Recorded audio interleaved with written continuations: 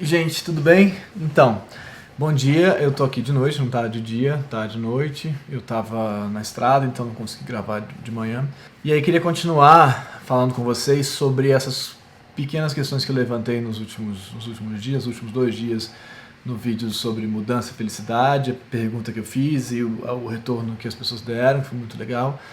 E sobre uma questão que eu tinha levantado, quer dizer, várias, mas uma que eu tinha levantado no vídeo sobre a depressão, falando de uma coisa do Camus ali, daquele texto dele sobre o suicídio, do mito de Sísifo, e coisas que estavam antes nos vídeos sobre o Instagram e os vídeos sobre likes e dislikes, o vídeo sobre likes e dislikes.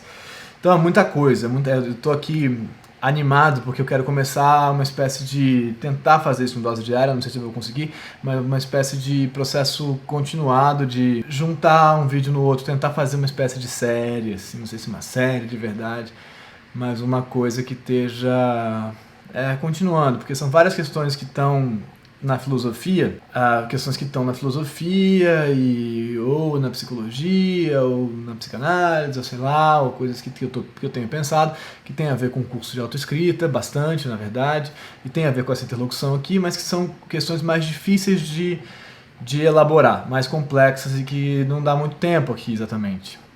E não que eu não possa fazer um vídeo mais longo, eu posso, mas eu não sei se é exatamente o formato do Dose Diária, mas eu vou tentar. Vocês entenderam? Eu vou tentar ir linkando essas coisas que tem muito a ver com esse curso que eu estou organizando. Que eu já fiz, mas que eu estou organizando a segunda edição do curso. Então eu queria ir aqui partilhando com vocês e ver como é que isso reverbera aí para ir pensando mais. Então vamos lá, vamos tentar fazer. Então hoje tentando levar adiante essa questão da felicidade conectada à sua experiência, ao meio, ao lugar onde você está, ou à sua percepção, o que você leva para o mundo ou que você recebe do mundo. Essa espécie de oposição ou de dialética entre esses dois fatores, o que está dentro de você e o que vem de fora, que é uma oposição complexa de fazer. Mas vou tentar começar a falar sobre isso hoje, tá bom? Vamos lá?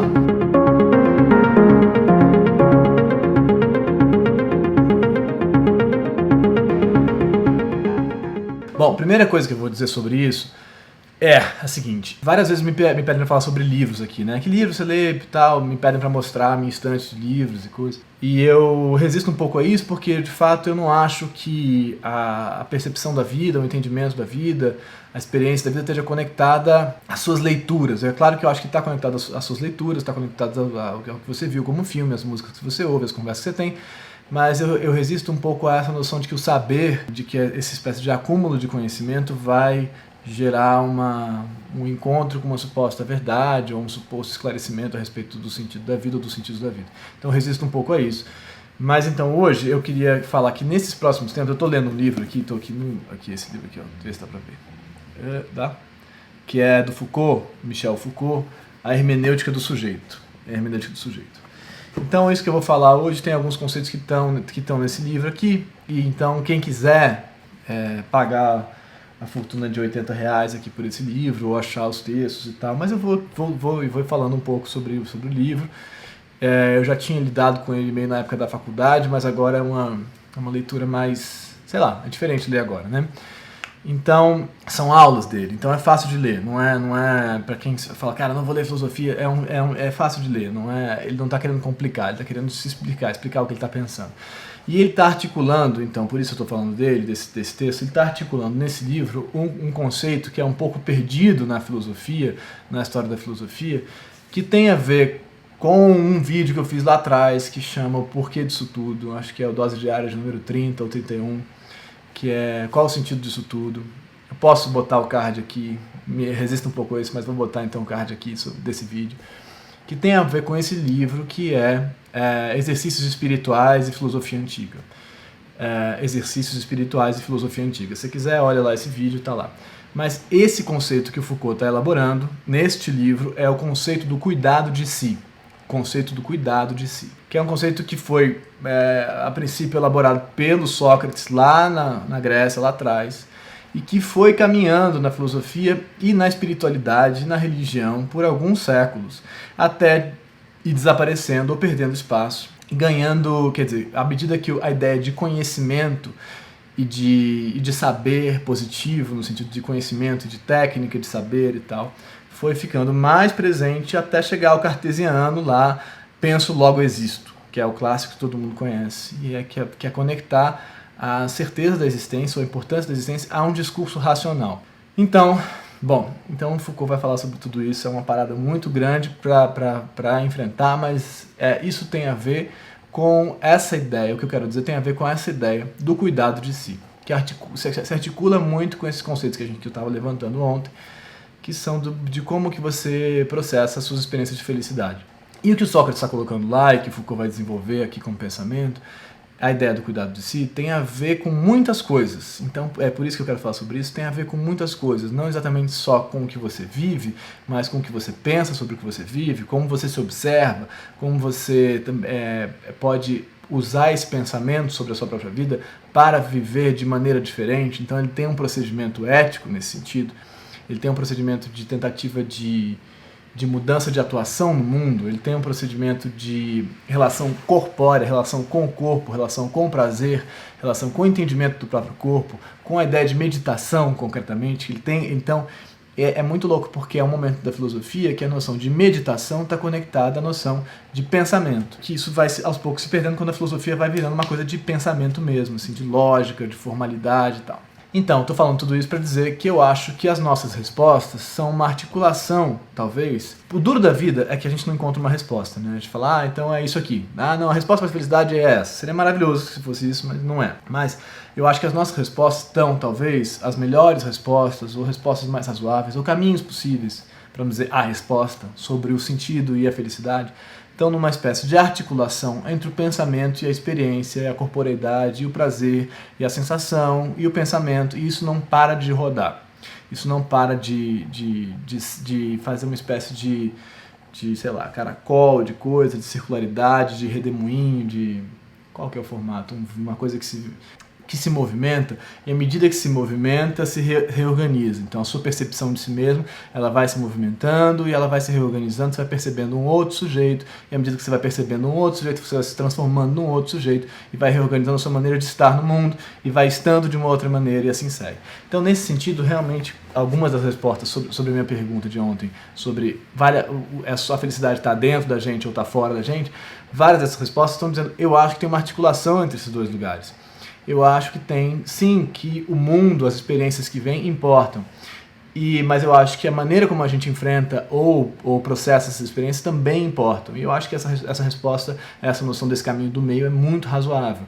E eu acrescentaria aí a isso essa noção do cuidado de si como desenvolvimento do seu pensamento, desenvolvimento da sua capacidade não de raciocinar, mas de elaborar questões, a sua capacidade de elaboração, a sua capacidade de elaboração sobre a sua vida, a sua capacidade de percepção de si mesmo, a sua capacidade de percepção do outro e a sua capacidade de conexão com o seu corpo, de conexão com as suas experiências, ou de entendimento que o seu corpo e você são uma coisa que está talvez em... E não há diferença entre você e o seu corpo. Você e seu corpo são um troço só. Então, essa ideia do cuidado de si caminha muito por aí. E falei do mito de Sísifo antes, porque no mito de Sísifo, o Camus faz uma pergunta.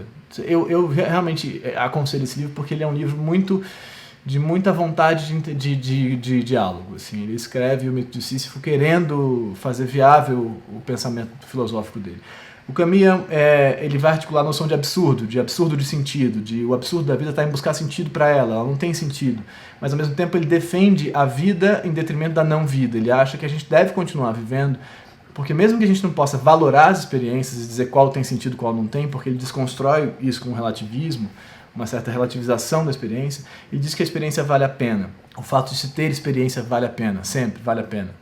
Viver mais um instante vale a pena por ser mais um instante. Vale a pena estar lá mais um instante, viver isso. E então, nesse sentido, a gente poderia chegar à resposta de que, então, qualquer experiência vale a pena. Qualquer experiência é boa, qualquer experiência é proveitosa. Por isso que eu perguntei isso ontem. Vocês acham que é só uma questão de si? E aí, nesse sentido, o cuidado de si vem para, talvez, criar uma viabilização de uma melhor relação sua com as experiências do mundo. E à medida que você viabiliza melhores relações de experiências com o mundo, você também modifica as suas experiências. Então, O problema e a beleza disso é que essa distinção entre o externo e o interno, entre a felicidade estar no que você vive ou estar em você, é falsa, na verdade, porque o que você vive e você são coisas que se retroalimentam, né? Nesse sentido é muito, muito bonito. É claro que não há como dizer que você pode ser um monge vivendo num caos e isso é igual a ser um monge vivendo numa cachoeira. Não é igual, não é igual. Simples assim porque existe o corpo, existe estímulo entrando no seu corpo, coisa atravessando o seu corpo. Então não é igual. Mas por outro lado, não dá para você pegar um sujeito que está totalmente inserido na lógica da granicidade, do consumo, da performance, da produção, e colocar ele numa cachoeira e falar, agora você vive essa vida aí, vira índio. Não dá para você pedir para esse sujeito virar um índio, ter a vida de uma vida totalmente destituída da noção de produção e de consumo. Não dá para pedir isso para ele. Então, esses processos de reelaboração de si mesmo, na lógica do cuidado de si, do Foucault, que eu vou falar mais ao longo dos próximos vídeos, se tudo der certo, e de relação com a experiência, cuidado de si, relação com a experiência, e escolhas na sua vida que caminham para uma experiência ou outra experiência, estão conectados. À medida que você transforma também a sua experiência e você concretamente vai mudando de caminho. Você vai escolhendo outro tipo de experiência. Então você vai pensar em investir a sua vida de maneiras diferentes. Isso tem a ver com o cuidado de si, com o entendimento de quem você é. A melhor percepção de quem você é também o desenvolvimento de um outro ser. Percebe? Quanto mais você se percebe, mais você vira uma outra pessoa. Pessoa que tem desejo por outras experiências. E essas outras experiências vão gerar uma outra pessoa. E assim isso é uma circularidade que não se esgota nesse sentido. Então, à medida que você se transforma, você busca outras experiências. E essas outras experiências de vivência externa, de outras vidas possíveis, vão transformar esse sujeito. E isso vai se articulando numa espécie de círculo que não para de girar e não para de gerar um outro sujeito e um outro sujeito que vai ter outras experiências. Espero que tenha feito algum sentido. Isso tudo que eu falei é muita coisa e eu vou tentar desenvolver isso mais longamente nos próximos vídeos aqui, se tudo der certo, aos poucos. É uma abertura de uma questão sobre como a gente processa o nosso entendimento da vida, elabora o nosso entendimento da vida, como esse processamento também viabiliza outras experiências que vão modificar esse sujeito que processa essa elaboração.